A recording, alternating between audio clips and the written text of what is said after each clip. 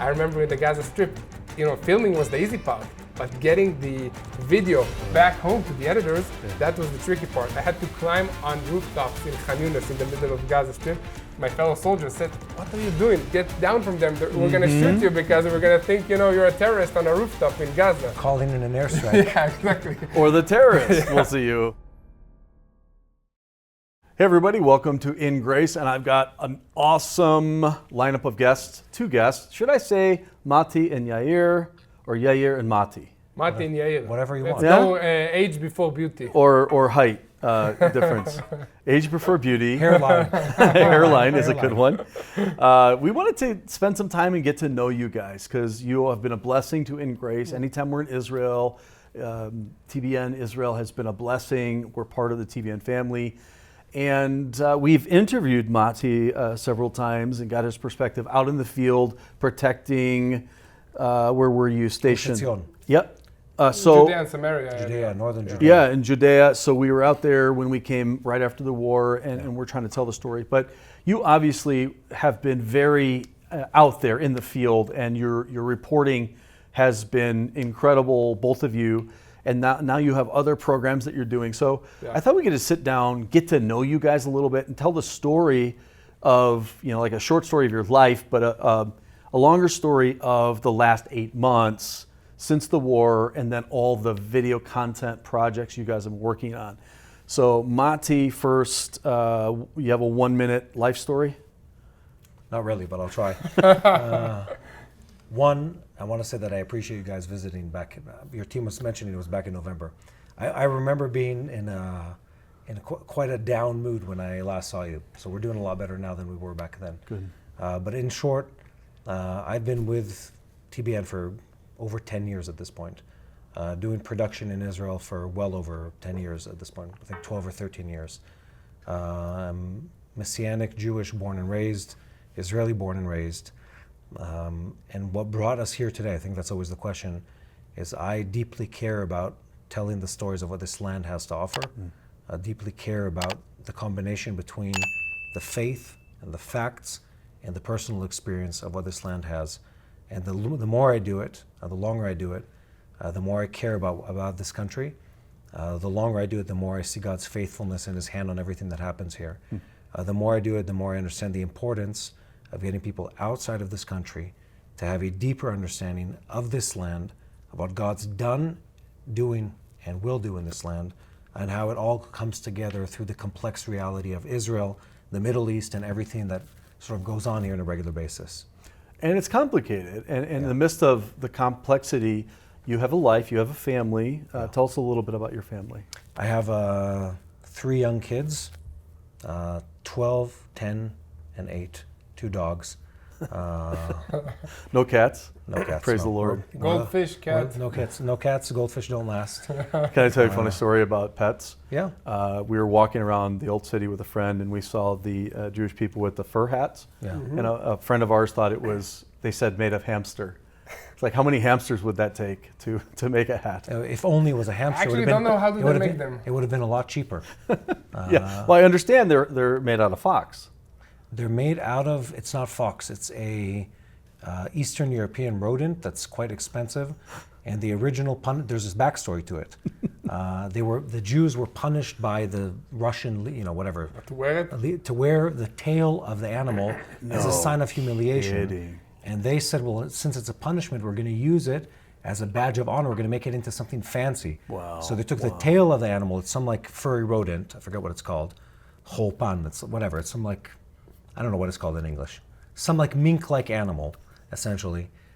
Take the tails and make it into something fancy, which is why they still wear it today, because they're going back to that original, we're trying to be humiliated, we're going to use it for... Interesting. Yeah. It still is funny, though, to see someone wearing the clothing of a 18th century peasant in Jerusalem. In the heat, especially in the heat now, in 40 degrees. Yeah, it never ceases to amaze me what I see in Jerusalem, but I love it. It really is fun, especially going through Shavuot. No one told me you guys were giving out free sweets and dairy and all of that. I would have been here earlier. I didn't know. I would have come too if I knew. No, it's all over Jerusalem. I'm always paid. I didn't know it was free. Right. Oh, you paid. It probably does say like leave money, and I couldn't read Hebrew. Oh, most likely just past date. So it's like old candy. Well, maybe I shouldn't have eaten it. Can I answer your unasked question though? is something incredible has happened in our team in the last, let's say, year, where you often build things in life without knowing where they're going, and you toil and toil and toil, and things sort of just, and sometimes they suddenly click. And as content creators, myself, Yair, for I think both of us going on 15 years now, we worked initially together. How many years ago? I don't know, it was like maybe 10, 11 years ago. No, much more. 13 or 14 years ago. Anyway, Go with him. We worked together in the same network, not here, many years ago. You always want people to hear the message. I mean, people are motivated by whatever their motivation is. Some are good, some are bad, but people who create content, they do it because they want to influence people. And you create content for a long time, and then suddenly it clicks with an audience. And it doesn't have to be that many people, but if it's a lot of people that really resound with your message, it happens. And it's happened to us several times. It happened a couple years back with Insights, where it suddenly clicked with the audience, and it did really well on air. It happened then in digital, where suddenly pieces would, and then it happened during the war, where we started reporting, and Yair consistently from Gaza reported on a regular basis, and it just clicked with the audience. And it just grew and grew and grew. People really had a hunger for it.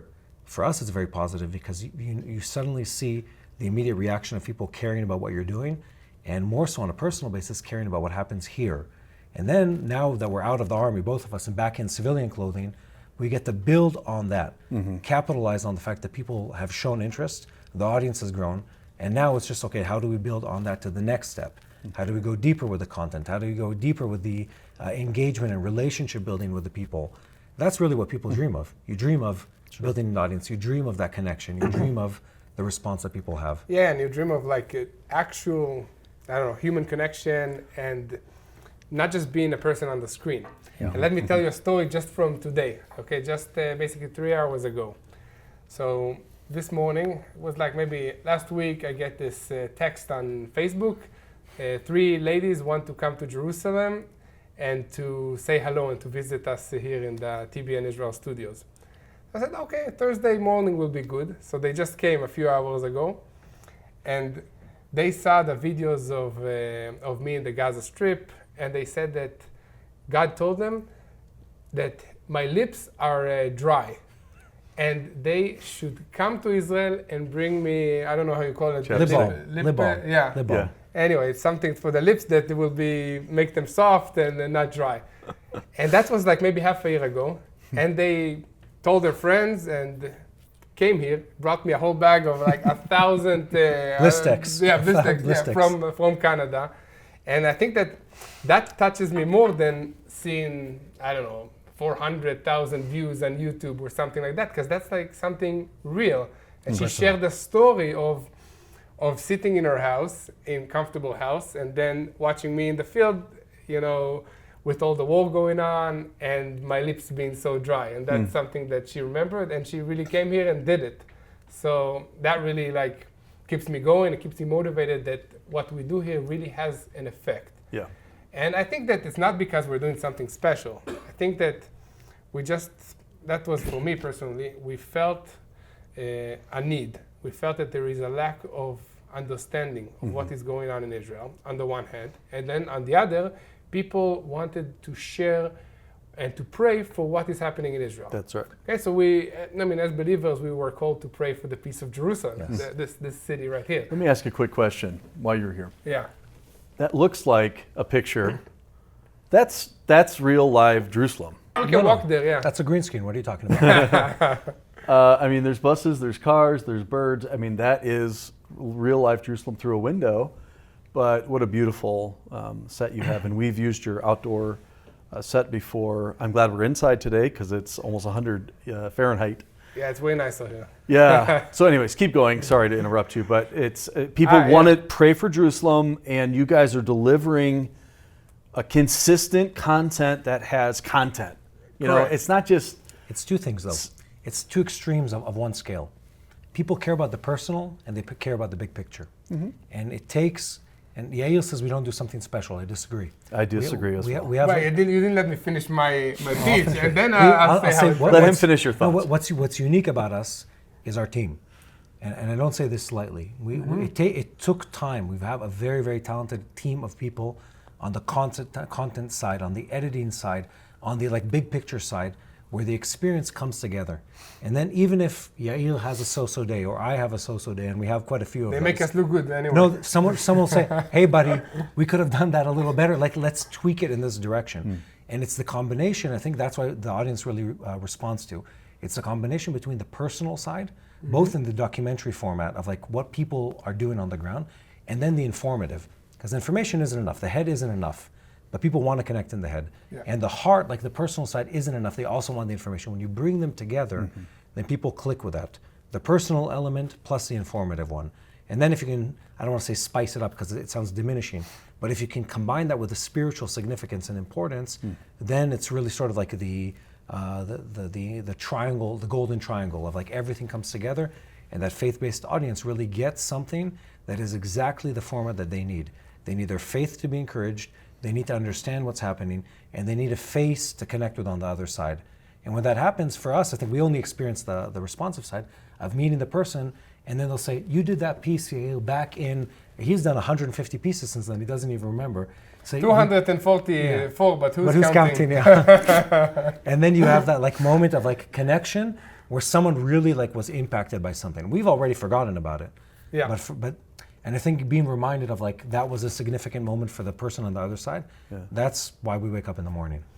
We are doing something that basically serves God or serves the kingdom. Because, and I'll say why, because so we were called to pray for the peace of Jerusalem, but how can you pray for something that is so vague and big? Yeah. Okay, so you've been here a million times or something, so you know what it's like and you know the land.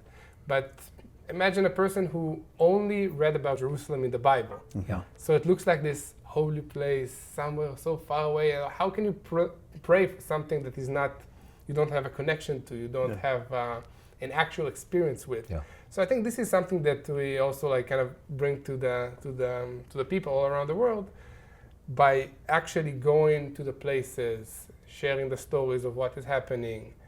And the war gave us the option to do that because we really felt like, man, people just get it wrong and there's so much misinformation and we need to just tell them the truth. So that's how we started, just with like, a phone in the middle of nowhere. I remember in the Gaza Strip, filming was the easy part, but getting the video back home to the editors, that was the tricky part. I had to climb on rooftops in Khan Yunis in the middle of Gaza Strip. We're like holding my hand like this and trying to get some signal in order for the video to be sent into Israel, to be edited and then uploaded to YouTube. Unreal. Wow. And then my fellow soldiers said, what are you doing? Get down from them. We're going to shoot you because we're going to think, you're a terrorist on a rooftop in Gaza. Calling in an airstrike. Yeah, exactly. Or the terrorist will see you. Yeah. So I think that was like one of my most dangerous stuff in the Gaza Strip, was trying to get the footage out of there. Well, I wondered about stuff like that, and I think people wonder, like behind the scenes, like how do you do it? I have made TV for a while, and I know it's a lot of work. You have to think about it, you have to script it, plan it, and then do it, and then edit it, and then get it out there. So you must have, Me Too are good, very, very good, but you must have really talented people on the scripting side, writing side, and then also on the production also, side. we're reporting news, so we need to verify the facts. And even if you're like digged in some hole in Gaza or Judea and Samaria, you can't really call people, open, check it out. We have a good team that we really trust them and make sure that they don't make us say something that is not wrong, and they feed us the right information. And I think that through this war, we really shaped the team up. So we had some people that were like kind of looking for the place in the company, and then the war came and all this content came, and then they are really thriving. So I take it personally. I was describing this like the other day. Yeah. Everyone in a managerial role in the company now, everyone has been in their role for less than 12 months. I'm the only exception to that. Yeah. And we have quite a large team. Everyone who's leading a team right now has transitioned in the last 12 months or later than that. And a lot of them, crisis is an opportunity for people to really shine, and vice versa. But in this case, we've had a lot of people who've really, we didn't even know how good they were until they had the crisis moment, and then it's almost like God had brought you all together for such a time as this.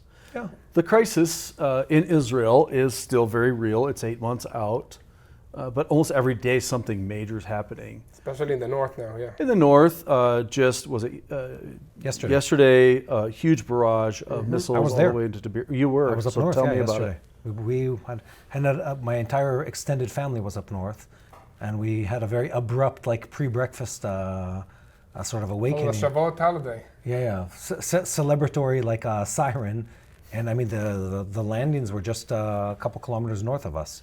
Wow. And I think what you're describing is it's sort of hard to grasp how prolonged this conflict has been, and two, how it fluctuates in the level of intensity. I think that's really what's weird for people, is like, because you have to ask the question, is life in Israel normal? Yes. Is life in Israel... No. But to who is it normal? No, exactly. And is life in Israel at war? Yes. Is life in Israel scary? Yes. Are you at peace? Yes. It's like, it's yes, all it's all of the above. We live in this really complex reality here, where the population has become accustomed, obviously in our entire lifetime, but specifically in the last 7 or 8 months, to live in a constant state of war. And we've lived in a war that has fluctuated in level of intensity and threat between, and I'm talking on the emotional feeling and warning level. Tomorrow is war with Hezbollah. Next week we're going into full-out war with the Iranians. Next week we're going into the Gaza Strip. The Houthis attack from time to time. That's like just like an extra. It's like, and if you think of on a graph of the peaks of fear, emotion, threat, they go up and down as if it's this constant threat level. And yet, if you travel the streets here, for the most part, we've sort of gone back to this very bizarre sense and semblance of normalcy. Coffee shops and restaurants are packed. In Jerusalem, in Tel Aviv, of course not in the north and not in the communities surrounding Gaza, but yeah, and I've experienced that for the last week and a half. It's just it could be assumed normal life here in Jerusalem for sure. I'm happy with that. As far as I'm concerned, I served more than 7 months in reserves. For me, that's a goal. Like, if people were able to live a normal life because we were not living a normal life, mission accomplished. So you're still in reserves? No, we're still in reserves. We're not in active reserves right now. Right, but when could that reactivate? Do you have a cycle, or you just don't know? No, I don't know. It depends on the mission of the unit. Okay. And depends on the army and the big stuff. Okay, we are on standby. It's flexible. The army is a big organization. Units are, there is a strict hierarchy, but it's also relational. I did 7.5 months, straight of reserves. They worked very, very hard. They ask around for who is it a good time to go back to reserves now? I just met with my battalion commander the other day. He was like, well, when are you coming back? I was like, look, the summer's not going to work. I need to reconnect with the kids, with work, and so on and so forth. Maybe the end of the year. And they're okay with that. And of course, if all war breaks out, it'll be a different conversation. Yeah, definitely. I'll get a phone call, Shoshani, get on your uniform, come back in. It's just, same goes for 4 hours, see you in the base. Yeah, I'll see you in a couple hours kind of thing. Yeah. And your age is roughly, I don't want to embarrass you or anything. It's like 65. I'm ancient. How old are you? I'm turning 41. Okay, and you? June 18th. I'm 36. Hold on, I'm going to send you a list of my required birthday gifts. He has a birthday, in 3 days or something? Well, too bad I'm leaving tomorrow, or I would have had a big party for you. I'll give you a shipping address for my gift, it's okay. Yeah. So you still have plenty more time in reserves, right? Not according to Yair. So you're how old? I'm 36. Okay, so either way, you guys still will be serving, and that's very different here. Where it's not like that in the United States at all. People who can join, they don't have to as of now. Because it's also, I think, like a social thing. We have good friends that serve with us for 10 years already straight, even more, 15, 17 years straight. And that's where we hang out. This is where we, wear a uniform, you become 18 again. Because you leave all your duties, the family, the kids back home, and then you become 18 again, play with guns and with tanks, play, Yeah. Okay, so you brought up family. So give me your 1 minute story, your life story, and then give me your current life Okay, now. so I'm married with 3 kids. I have 5-year-olds, a 3-year-old, and a 1-year-old. He just turned 1 this month. During the start of this war, he was 4 months old. So I remember that I have to leave my wife with 3 kids and a 4-month-old baby and go, to the IDF. That was kind of my hardest moment. Yeah. But she also understood it immediately because she was also in the army. She was born and raised here. So it was kind of automatic, but it doesn't make it any easier. I believe in Jesus.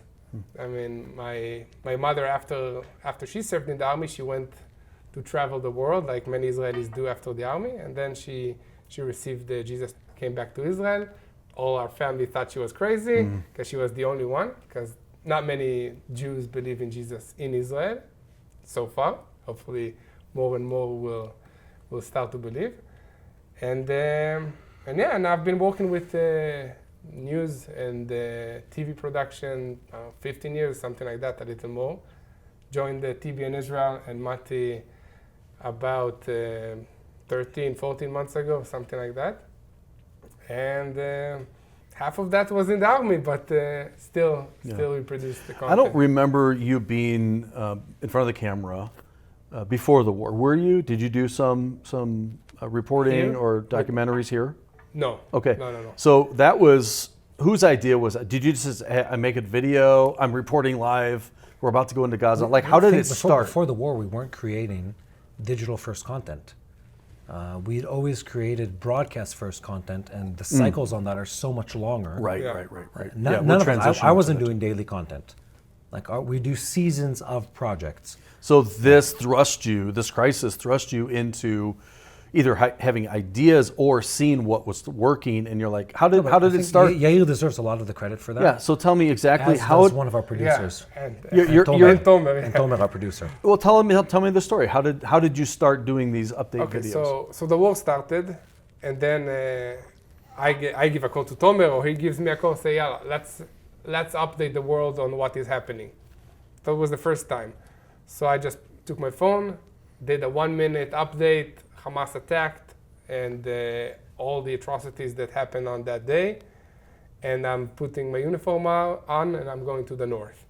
And then we quickly edited it, uploaded it to YouTube, and that was the first day. And then the next day, he gives me a phone call. Can you do this again? Yeah, let's do this again. So we did it again. I just asked one of the soldiers to film me. I said a few things, and we did it again. And then we started to receive responses, and people interacted, and we saw that it was a need. And it was also good for me personally, because it was kind of a way to express what I was going through and the feelings. And it was a way to connect the world with what was really happening on the ground. Because there was a really There's a huge disconnect. Fake news and disconnect between what is happening on the ground and what the media is talking about. So it was kind of we need to do this because Israel is really bad at telling its story. So we need to help the country. And also we are TBN. We need to share the truth of what is happening here, because people need to know and pray for the situation in Israel. And so that's how it kind of started. And of course it evolved. I mean, we became better. The reports became longer, more news-oriented. But in the beginning, it was a lot of personal experiences, feelings, what is happening, and then it became more of a news structure. And now we are evolving it even more into specific documentary news type mini-series that we travel the country, and we really, talk from the places about certain issues and what is happening, on top of the daily up-to-date news. That's a lot. That's a lot of work. You guys are doing a podcast in this room. Yeah, later today. Right after. Oh, you are? After this talk, yeah. Well, and it's very good because that, the other videos are good because it gives you an overview, it gives you news, but this format is really good too, because then you can plow down into the details, and you have great insights into kind of the big picture of what's happening in the world, but also the small details. Okay, I'll just comment on what Yair said, because he can't pat himself on the back. I'll pat him on the back. Thanks. Yair, sometimes you talk about good hires. Yair is the best hire. He was an answer to prayers. I was looking for someone to take something, carry on something I had been doing for a very long time. And I think none of us imagined how well it would go and how fast it would grow. And the YouTube channel, much because of Yair's work, grew from 130 or 40,000, I think, at the beginning of the war. Now we're pushing 750,000 subscribers. Engagement that's incredibly high for the channel in general, definitely compared to the size of the subscribers. But more than that, it really, and again, this is sort of the thing where, you know, you have periods in life where you work on things and you feel like they're not taking off as you would imagine. And then in retrospect, you look back and you see, oh, I could see how, and we had all these good people in the team, all these good team members that had been honing their skills for a very long time, creating content, editing content, working on how to have like to streamline sort of like the process and all the workflow and the different things. Different editors that had been working on other content pieces for a long time. And then suddenly it clicked and everything fell into place and it took off. And now we're at a place where, you know, like you rise with the tide as it happens. And then you can look back and say, well, I know what we've already done. Now we can dream even bigger.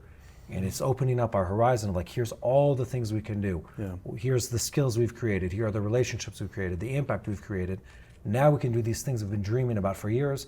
Some of them we didn't even have the words to fully explain what we were thinking because it was two steps ahead. Mm-hmm. And now we can say that, oh, we want to reach these people. We want to tell these stories. And I think the same goes to you too, Jim. You know, we've known each other for quite a few years. And you know, you create content diligently, repeatedly, at depth. And sometimes I've experienced this, and I'm sure you have too, where, you know, it's another sweaty production day in Israel, and you're like, why am I doing this? I'm exhausted. And it's again and again and again and again, and then suddenly that you look at the edited product, and you see like all the work come together. Your team, the content, the stories, that interview you did, that piece you thought about, and it's all worth it. And it reaches people beyond what you could expect, and it reaches an impact of to a greater degree than what we could expect. And I think that's what we're benefiting from right now. And to us, there's another element to it, which is we care about the truth. And this isn't just about telling a story in with touching music. There's an element here of reaching people around the world with a message that is truthful, that is balanced, that is godly. And we're doing that because there are people that are creating content that is untruthful, is a lie, is deceitful intentionally, is skewed, is warped, is showing something that isn't true to promote hatefulness, to promote anti-Semitism, to promote anti-godly messaging. So I think all of us sat at this table, we have a godly calling to create content that will touch people with a message of truth. And people are waiting for that content. And they don't know it until they see it. And when they do, it all comes together. And that's that incredible moment of of having the old ladies, and this has happened many times over the years, where you meet that person like, I needed to hear that. I needed to hear that, and you're like, I don't even remember creating that content. but it's a moment where you touch someone's heart on the other side, and everything's worth it. This war has shown who the true friends of Israel are. And this war has shown who cares about what the Bible says to the letter. And you and your team and many others that I know have been faithful to that, have come to Israel during the war, taken risks to their own personal lives, I'm sure against the advice of your wife or your kids or whoever it is. And I think that was important. We cared, I said this to you last time we saw each other, that we needed to see the friendship and the people who cared about Israel, and you did that, and your team did it. And I want to commend you and your team for doing that, for coming during the war, for religiously, in a good way, telling the truth about what's happening in this land, connecting the Bible to what's happening in this land. It doesn't go without leaving a mark in our hearts. We deeply appreciate it. Well, thank you. There is a crisis. It's still ongoing. Out of crisis, God can do great things, and obviously that's at work here with TBN Israel. And it's an honor to be able to sit down with you two, to get to know you guys, and to know your heart and your mission and why you're doing what you're doing. Our prayers are with you for safety, for your families, for all of your outreaches and your ministries. Yeah. God bless you guys.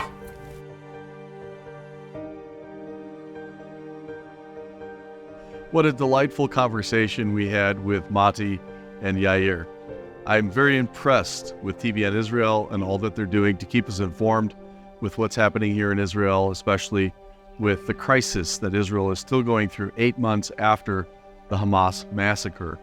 And it's important that we, as Christians, tell the world what's really happening in Israel and push back against a biased media who is anti-Semitic and anti-Israel. What I'd like to do is end with what I almost always end with, and that is a presentation of the gospel. You heard Mati and Yair talk about Jesus, and they believed in Jesus. What does that mean? That means They believe that Jesus is the Son of God. He is the Jewish Messiah, but the Messiah of all people who will believe. He's God in the flesh who came to this land here in Jerusalem and died for our sins on a cross and rose again the third day. That's the gospel. That's the good news. That's the message of a hope and eternal life, not just for the Jews, but for all of us. The Jews need him. We need him. But everybody needs him, because we've all sinned. We've all fallen short of the glory of God. We've all gone our own way. But the Lord has laid on him, according to Isaiah, the iniquity of us all. And so when you will believe in him, when you will put your trust in him, not a religion, not a bunch of works, not a recited prayer, not a list of penance or charity or whatever, but in the Lord Jesus, the Bible says that you will not perish but have everlasting life. That's the good news, and I think it's even better telling it from Jerusalem, and I hope that it has been a blessing to you. We also encourage you, if you liked the video, to give us a thumbs up. It's right there. Click that thumbs up, and that helps more people hear about InGrace and hear the gospel of grace. You can also subscribe to our YouTube channel very easily. Hit the subscribe button, and then there's a bell. When you hit that bell, you're going to get alerts to every time we have a new video come out. We have a lot of new videos coming out all the time, not just from Israel, but many are. And if you want to watch all of our InGrace videos, look at all of these on the screen. We have these Discover Hidden Israel video series, and a lot of the content we have you won't find anywhere else.